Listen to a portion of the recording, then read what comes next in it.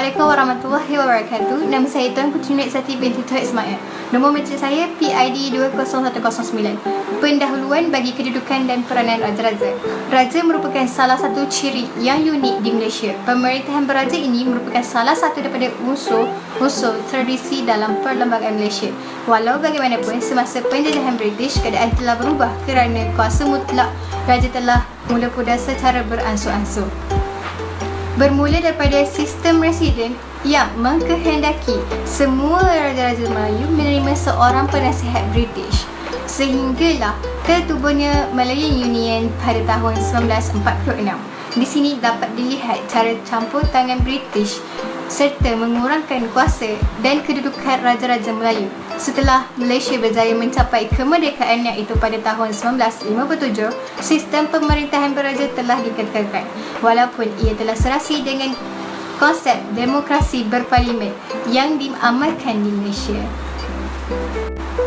Seterusnya, sejarah ringkas Raja-Raja. Sebelum kedatangan Islam, konsep Raja dianggap sebagai simbol tertinggi dalam order kosmos. Raja juga dipercayai mempunyai kuasa suci dan berdaulat.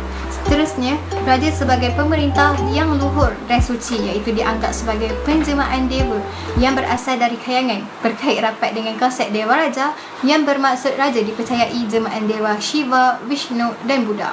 Raja juga dipercayai memiliki kuasa medik. Mengikut sejarah Melayu, dikaitkan dengan konsep daulat dan derhaka. Manakala konsep Raja selepas kedatangan Islam pula, gelaran Raja dan Maharaja selepas kedatangan Islam digantikan dengan gelaran Sultan dan Raja. Gelaran tersebut dianggap sebagai pemimpin dan ketua agama Islam melalui konsep Amirul Mukminin. Beberapa aspek juga diamalkan bagi membezakan Raja dengan golongan pemerintah yang lain. Kedudukan Raja juga diperkukuhkan dengan cara mengaitkan baginda dengan asal-usul keturunannya dengan tokoh-tokoh terkenal seperti Iskandar Zulkarnain. Akhir sekali, rakyat dikehendaki mencurahkan taat setia yang tidak berbelah bahagi terhadap Raja. Saya akan menerangkan cara Raja dilantik. Undi rahsia dalam kalangan 9 Sultan dan Raja yang maju akan menentukan siapa bakal menggantikan Sultan seterusnya.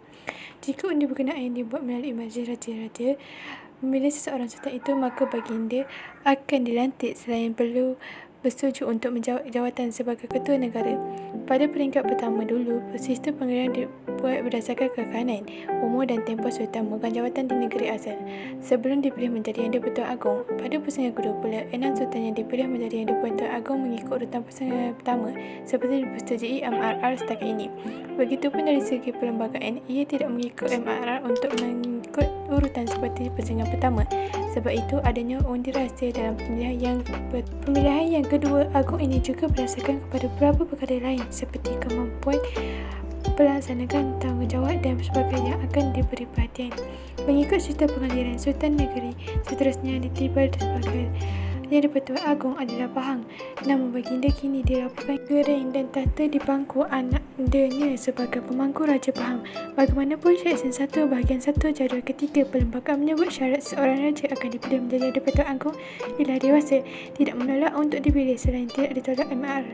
MRR akan bersidang dan menentukan sultan dari negeri mana yang akan dipilih serta dilantik menjadi Yang di-Pertuan Agong. Sementara itu, berpendapat hanya MRR dan persetujuan sultan yang dipilih untuk menentukan siapa Yang di-Pertuan Agong baru. Proses pelantikan Yang di-Pertuan Agong bergantung kepada budi bicara MRR mengikut Peraturan 32 dibaca Peraturan 38 dan ini adalah satu perkara yang ditetapkan dalam Perlembagaan Persekutuan. Kita perlu tahu timbalan Yang di-Pertuan Agong tidak semestinya dilantik sebagai Yang di-Pertuan Agong. Ia hendaklah melalui proses ditetapkan perlembagaan dan undang-undang serta memerlukan pemilihan. Katanya Dr. Samharu berkata, persoalan siapa yang menjadi Agong seterusnya bergantung kepada budi bicara MRR dan bergantung kepada sultan yang dipilih. Dari segi peraturan asas pemilihan, kebiasaannya raja-raja paling kanan iaitu pada pusingan pertama dahulu mengikut kekanan seseorang raja di negeri itu mengikut susunan bilangan tahun baginda memerintah. Tetapi pusingan pertama berakhir Sultan Perak sebagai Yang di-Pertuan Agong. Kesembilan seperti senarai baru yang dikeluarkan MRR. Bagaimanapun, apa yang perlu kita fahami ialah terserah kepada MRR dan dipersetujui oleh sultan yang dipilih katanya. Seterusnya, fungsi dan peranan raja. Terdapat banyak fungsi dan peranan raja seperti kuasa eksekutif, kuasa legislatif, kuasa kehakiman, pelantikan perkhidmatan awam dan lain-lain. Antara salah satu contoh peranan dan fungsi raja dalam kuasa eksekutif adalah: yang pertama, perkara 43 dalam kurungan 1, Perlembagaan Persekutuan memperuntukkan bahawa YDPA hendaklah melantik sebuah jemaah menteri untuk menasihatinya dalam menjalankan peranannya. YDPA juga perlu menjalankan pemerintahannya mengikut nasihat jemaah menteri serta menimbangkan nasihat yang diberi oleh jemaah menteri mengikut perkara 40/1 dan 40/1A. YDPA juga perlu menjalankan pemerintahannya mengikut nasihat jemaah menteri serta menimbangkan nasihat yang diberi oleh jemaah menteri mengikut perkara 40. Seterusnya, YDPA juga mempunyai kuasa dalam semua perkara di mana Parlimen membuat undang-undang di bawah senarai persusuan dan senarai bersama dalam jadual ke-9. Bukan itu sahaja, YDPA juga boleh melantik yang di-Pertuan Negeri Pulau Pinang, Melaka, Sabah dan Sarawak di bawah butiran 19A dalam kurungan 1 jadual ke-8 Perlembagaan Persekutuan. YDPA boleh mengeluarkan satu perisytiharan darurat iaitu Proclamation of Emergency di bawah perkara 150 Perlembagaan Persekutuan. Sekiranya keadaan itu berlaku serius serta mengancam ekonomi ataupun ketenteraman, maka dibenarkan untuk YDPA mengeluarkan perisytiharan tersebut. Untuk kuasa legislatif pula, perkara 44 Perlembagaan Persekutuan yang di-Pertuan Agong sebagai sebahagian dalam Parlimen. Yang pertama, perkara 55 dalam kurungan 2 Perlembagaan Persekutuan, YDPA boleh memanggil Parlimen untuk bermesyuarat dari semasa ke semasa dan menangguhkan sidang Parlimen. Malah, YDPA juga boleh memubarkan dan memberhentikan Parlimen mengikut perkara 40 dalam kurungan 2B dan perkara 55 dalam kurungan 2. YDPA boleh membatalkan kelayakan ahli Parlimen mengikut perkara 48 dalam kurungan 3 Perlembagaan Persekutuan, dan YDPA juga boleh memperkenalkan undang-undang yang telah diluluskan oleh Parlimen mengikut perkara 66 dalam kurungan 4 Perlembagaan Persekutuan. Akhir sekali, dalam perkara 45 dalam kurungan 2 Perlembagaan Persekutuan yang di-Pertuan Agong berperanan untuk melantik senator ke Dewan Negara. YDPA juga boleh melantik 2 orang senator untuk wilayah Persekutuan Kuala Lumpur dan seorang untuk wilayah Persekutuan Labuan dan Putrajaya. Serta YDPA juga mempunyai kuasa melantik 40 orang lagi senator lain. Kedudukan istimewa Raja-Raja Melayu. Perbincangan tentang pemerintahan beraja tidak akan lengkap tanpa kita menyentuh kedaulatan dan kekebalan imuniti raja. Berikut dibicarakan beberapa keistimewaan yang diberikan kepada Yang di-Pertuan Agong dan Raja-Raja Melayu.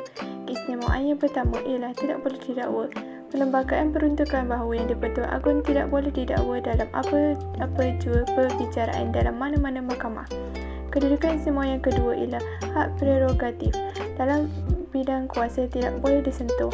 Seperti raja-raja lain, kedaulatan prerogatif kuasa dan bidang kuasa mereka tidak disentuh dan tiada tindakan pun dalam mana-mana mahkamah boleh dikenakan ke atas raja mana-mana negeri atas sifat dirinya sendiri. Pembesar-pembesar memerintah negeri 9 dalam wilayah masing-masing juga kebal daripada tindakan mahkamah atas sifat diri masing-masing.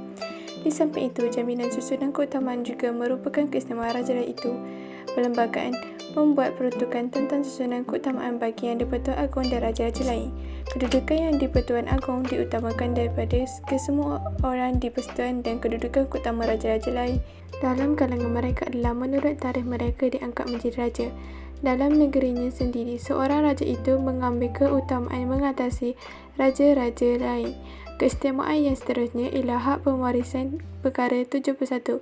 Perlembagaan Persekutuan membuat peruntukan bagi menjamin hak seorang raja satu negeri itu mewarisi, memegang, menikmati dan menjalankan hak istimewa di sisi perlembagaan bagi seorang raja dalam negeri itu. Hak itu mesti ditentukan menurut perlembagaan negeri itu. Sebarang pertikaian berhubung dengan warisan sebagai raja mana-mana negeri hendaklah diputuskan hanya oleh mana-mana pihak berkuasa dan mengikut apa cara sebagaimana yang diperuntukkan oleh perlembagaan negeri itu. Setelah itu, pidaan hanya oleh raja. Majlis Raja juga merupakan antara kedudukan istimewa raja.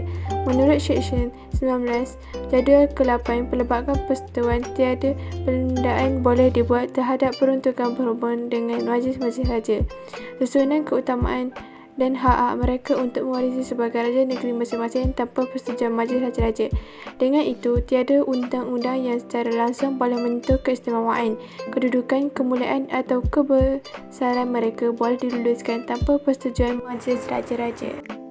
Perkara yang tidak boleh dilakukan oleh Raja atau YDPA ialah merujuk perkara 34 Perlembagaan Persekutuan. Raja tidak boleh melakukan tugas-tugasnya sebagai Raja negerinya kecuali tugas sebagai Ketua Agama Islam, meminda perlembagaan negerinya atau melantik seorang pemangku Raja atau ahli jemaah pemangku Raja. Selain itu, ia tidak boleh juga mengikuti dalam kegiatan perniagaan. Sistem penggantian Raja. Perlembagaan Persekutuan telah menyatakan bahawa YDPA adalah orang utama di dalam negara Malaysia. Ia tidak dipilih oleh rakyat. Bahkan YDPA ini dipilih oleh 9 raja-raja semasa di dalam persidangan Majlis Raja-Raja. Untuk memegang jawatan sebagai YDPA adalah selama 5 tahun. Apabila genapnya tempoh tersebut, maka Raja tersebut hendaklah turun daripada tahta dan akan digantikan oleh raja yang lain. Dalam penggiliran ini, tahta pemerintahan adalah kekal, tetapi raja akan bersilih ganti. Raja-raja Melayu yang layak memilih dan menduduki jawatan tersebut adalah Raja Perlis yang di-Pertuan Besar Negeri Sembilan, Sultan Selangor, Sultan Kedah, Sultan Terengganu, Sultan Kedah, Sultan Kelantan, Pahang, Johor dan Perak. Terima kasih. Seterusnya, kita beralih kepada cadangan. Institusi Raja bukanlah satu institusi yang baru ditubuhkan. Oleh itu, cadangan kami yang ketengahkan ini adalah supaya Raja lebih tegas terhadap menteri-menteri besar dalam menyalahgunakan kuasa dan tidak bertanggungjawab terhadap jawatan yang dipimpinnya, agar dikenakan tindakan tata tertib yang mungkin akan mengurangkan masalah yang berlaku. Selain itu, ahli-ahli politik yang mengganggu dan mencabar kuasa Raja hendaklah dikenakan hukuman. Akhirnya, Raja menghukum YDPA juga boleh meningkatkan hukuman bagi kesalahan pemandu mabuk yang mengakibatkan kesalahan lalu lintas sekaligus membahayakan nyawa orang sekeliling yang menyebabkan ramai nyawa melayang akibat daripada pemandu mabuk yang tidak bermoral ini, agar dikenakan hukuman yang setimpal, lebih-lebih lagi jika ia melibatkan kemalangan maut. Sejujurnya, kedudukan dan peranan raja-raja ini amatlah penting. Kerana apa? Kerana raja merupakan kuasa yang tertinggi serta menjadi rujukan bagi hal-hal yang tertentu dan menjadikan negara kita lebih aman dan damai dengan kebijaksanaan dan keadilan yang dicapai apabila raja-raja memerintah. Oleh itu, kita sama sekali tidak dibenarkan untuk derhaka kepada raja, sentiasa menghormati raja dan menghargai atas segala apa yang pengorbanan raja-raja kita daripada dahulu sehingga sekarang telah lakukan untuk menjadikan Malaysia negara yang aman dan damai. Bunga dedap di atas para anak dusun pasang pelita. Andai tersilap tutur bicara, jari disusun, maaf dipinta. Sekian itu sahaja daripada kami. Terima kasih. Wabillahi taufiq wal hidayah. Assalamualaikum warahmatullahi wabarakatuh.